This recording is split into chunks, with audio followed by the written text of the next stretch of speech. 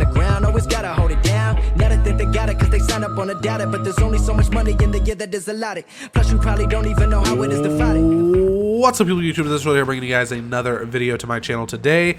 And with this video, I want to talk about Titanfall 2. I want to talk about the beta, and I want to talk about its possible success competing against Call of Duty Infinite Warfare and Battlefield 1. Now, before I start getting into this, I would like to throw this out there. These are all drastically different games. The only games, in my opinion, that feel even slightly similar would be Call of Duty and Titanfall. They have a very similar feel. They're very fast-paced, and the guns kind of feel the same. Now, the mechanics of Titanfall 2 compared to the movement of like Black Ops 3, which is the most recent Call of Duty, and what I'm assuming is going to be like Infinite Warfare, they are drastically different. Titanfall is, in my opinion, not as crisp and clean and smooth and going from one place to another, but it is very, very good still. It is very, very good shooter by all means. I can definitely tell that it is made by an old Call of Duty team. It's got that Call of Duty-esque feel when you shoot the guns, and it's nice and crisp. But how much does it really compete with Call of Duty? That's the ultimate question here at the end of the day, is how many people is Call of Duty going to lose for Titanfall? And in my opinion, I honestly don't think that Titanfall is really going to destroy Call of Duty. When Titanfall 1 came out, the same scenario was said. Titanfall is going to be the Call of Duty killer. It was not, and that was during a period where it was a very bad Call of Duty game. It was, I'm pretty sure it was Call of Duty Ghosts, and still people stuck with Call of Duty. Now, I know that there's been another bad Call of Duty since then, and people, you know, are a little more on the edge, but if they're mad at Call of Duty for the way that they took the movement system, they're not going to enjoy this game anymore.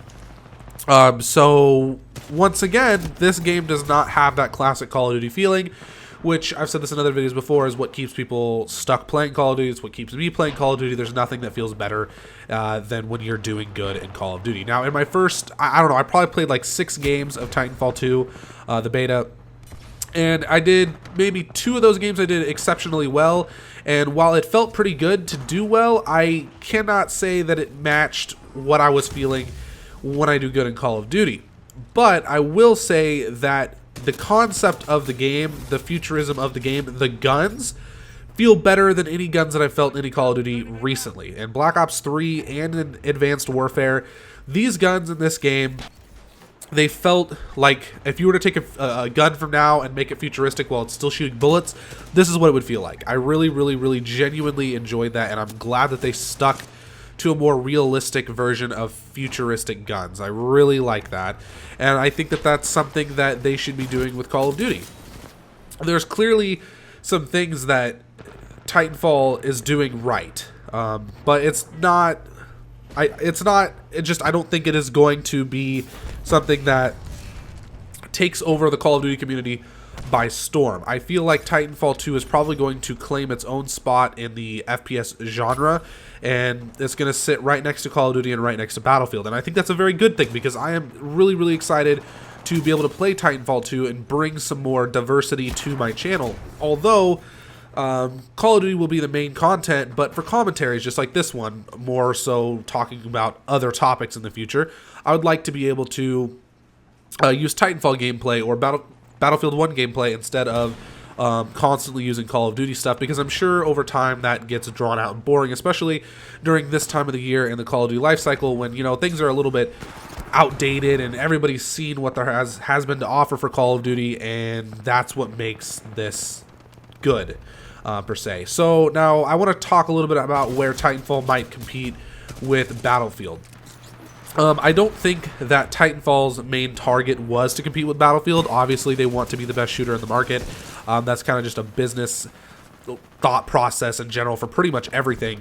But I think that it might actually draw some of those people away. I feel like it's going to hurt Battlefield more than it's going to hurt Call of Duty, because a lot of people who left Call of Duty to play Battlefield didn't leave Call of Duty to play Battlefield because they thought Battlefield purely felt better. More so, they were just tired of the way Call of Duty was doing things. They were tired of the way new Call of Duties were being made, and they missed the way that they used to be. And I think that people could relate more to Titanfall in a manner of the way things used to be, more so than Battlefield. And I think that if people realize that, Battlefield might actually lose a little bit of a fan base. With that being said, Battlefield is also a very, very huge game. It's not going to substantially hurt the community, and they're constantly going to be getting new players. I really, really like Battlefield, but it's a very tactical shooter. It's not very arcadey, and that's what I enjoy the most. So I don't play Battlefield that often, but I probably will put a little bit more time into Battlefield 1 rather than the previous Battlefield games, just depending on how well it is and how good Infinite Warfare is, because it's going to kind of be my fallback game.